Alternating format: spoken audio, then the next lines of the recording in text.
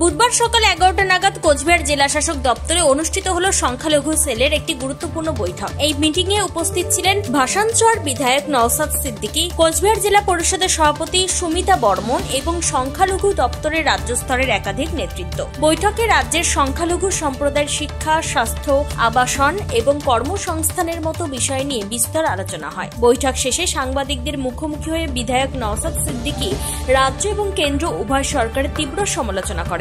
তিনি বলেন, রাজ্য সরকার সংখ্যালঘু উন্নয়নের প্রতিশ্রুতি দিলেও বাস্তবে কিছুই করছে। পাশাপাশি কেন্দ্র সরকারের বিরুদ্ধেও সংবিধান লঙ্ঘনের অভিযোগ তোলেন তিনি। নওশাদ সিদ্দিকী জানান, সংখ্যালঘুদের প্রকৃত উন্নয়ন না হওয়া পর্যন্ত লড়াই চলবে এবং মাইনরিটি সেল এই আন্দোলনের নেতৃত্বে থাকবে। এদিন বৈঠক শেষে সাংবাদিকদের মুখোমুখি হয়ে বিধায়ক নওশাদ সিদ্দিকী কি বলেছেন শুনে নিন।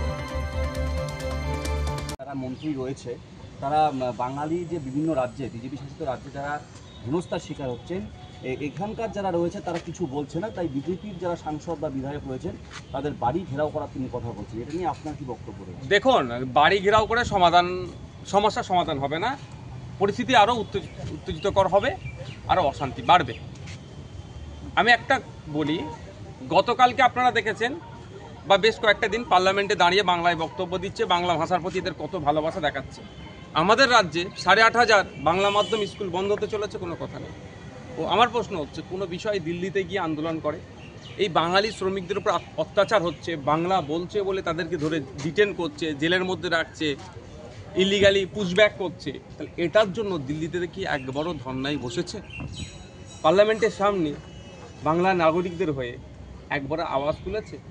এটা শুধুমাত্র ভোটের ইস্যু করার জন্য এই ধরনের কথা বলছে। এই বাড়ি ঘেরাও যেগুলো যা বলছে, আমি অনুরোধ করব যে এই রাজনৈতিক নেতাদের চক্রে পড়বেন না। এতে অশান্তি হবে, অস্বস্তিকর পরিবেশ তৈরি হবে, এতে বাঙালিদের ভিন্ন রাজ্যে যে অত্যাচার হচ্ছে সেটা সমাধান হবে না। এই সমাধান করার জন্য আমাদের রাজ্য থেকে যারা নির্বাচিত জনপ্রতিনিধি পার্লামেন্টে যাচ্ছেন, সে বিজেপির হতে পারে, সে জাতীয় কংগ্রেসের হতে পারে বা তৃণমূল কংগ্রেসের হোক।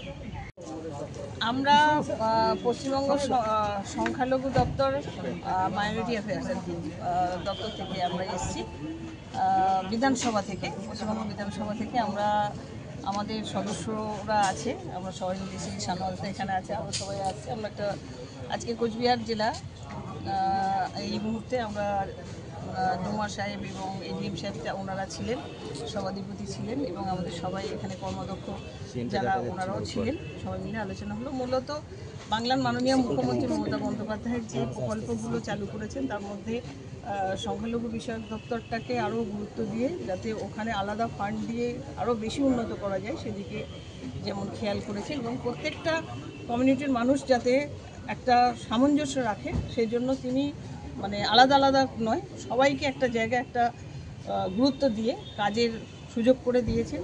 তো আমরা সেই কাজগুলো কীভাবে কতটা হচ্ছে, ফান্ড আসছে, ফান্ডের ঠিকঠাক সঠিক হচ্ছে কিনা সেইগুলো নিয়ে একটা আজকে আলোচনা বসেছিলাম।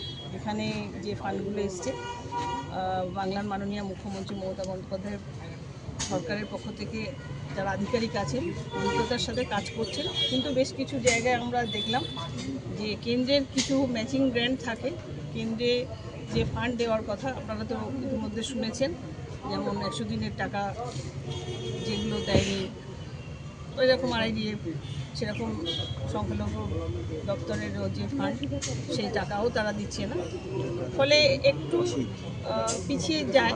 কিন্তু বাংলার মাননীয় মুখ্যমন্ত্রীর কোনো কাজই আটকায় না, সব কাজ চলে। তাই কেন্দ্র যদি একটু সহযোগিতা করত তাহলে আমাদের সরকারের আরও কাজ, আরও উন্নয়ন আমরা বেশি করে করতে পারতাম।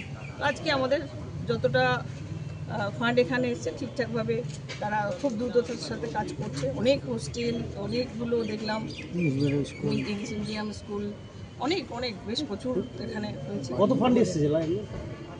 23-24 সালে 24 কোটি টাকার মতো ফান্ড, শুধু একটা বছরই 24 কোটি টাকার মতো ফান্ড। তবে এই মিটিং ও তার পরবর্তী প্রতিক্রিয়ায় জেলায় রাজনৈতিক উত্তেজনা তৈরি হয়েছে। সংখ্যালঘুদের উন্নয়ন ও অধিকার নিয়ে ফের সরব হল সংখ্যালঘু সেল। কোচবিহার থেকে প্রিয়া সাহার রিপোর্ট, টাইমস 14 বাংলা।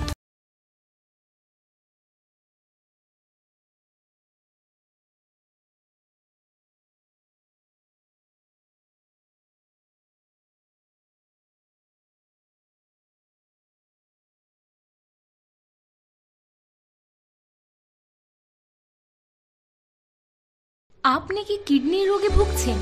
তাহলে আর দেরি না করে আজই আসুন আপনার এলাকার একমাত্র বিশ্বস্ত প্রতিষ্ঠান জীবন রেখাতে। এখানে বিশেষজ্ঞ নেফ্রোলজিস্ট ডাক্তাররা লেজার ট্রিটমেন্টের মাধ্যমে রোগীদের সমস্ত ধরনের কিডনির এবং প্রোস্টেটেটের অপারেশন করে থাকেন। রোগী দেখছেন nephrologist doctor Arkaprava Chakraborty, SSKM hospital, Kolkata. Doctor Sunil Kumar, Apollo hospital, Kolkata.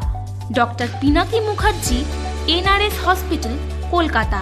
এছাড়াও এখানে প্রতিদিন অপারেশন করছেন ও বহির্বিভাগের রোগী দেখছেন ইউরোসার্জন ডক্টর আতার কাশিম, PG হসপিটাল, কলকাতা। তাছাড়াও এখানে স্বাস্থ্যসাথী কার্ড ও ওয়েস্ট বেঙ্গল হেলথ স্কিমের সুবিধা রয়েছে। আমাদের ঠিকানা রায়গঞ্জ, উকিলপাড়া। বিশদে জানতে কল করুন 8373066655 অথবা 8373066644 এই নম্বরে।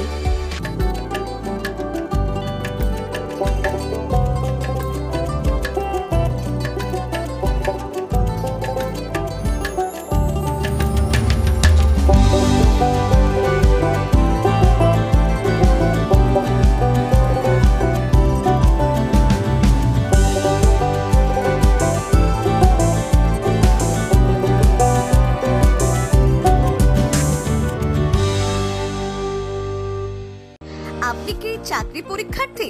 চাকরি পরীক্ষার বই খুঁজছেন? তাহলে আজই চলে আসুন সৌরভ বুক অ্যান্ড ম্যাগাজিন সেন্টারে। এখানে PSC, WBCS, bank, rail, ICDS, nursing, ANM এবং GNM সহ কেন্দ্রীয় ও রাজ্য সরকারি সকল চাকরির পরীক্ষার বই ও ম্যাগাজিন পাওয়া যায়। আমাদের ঠিকানা খড়িমোড়, মোহনবাটি, রায়গঞ্জ। বিস্তারিত জানতে যোগাযোগ করুন 9002904090 অথবা 9434347016।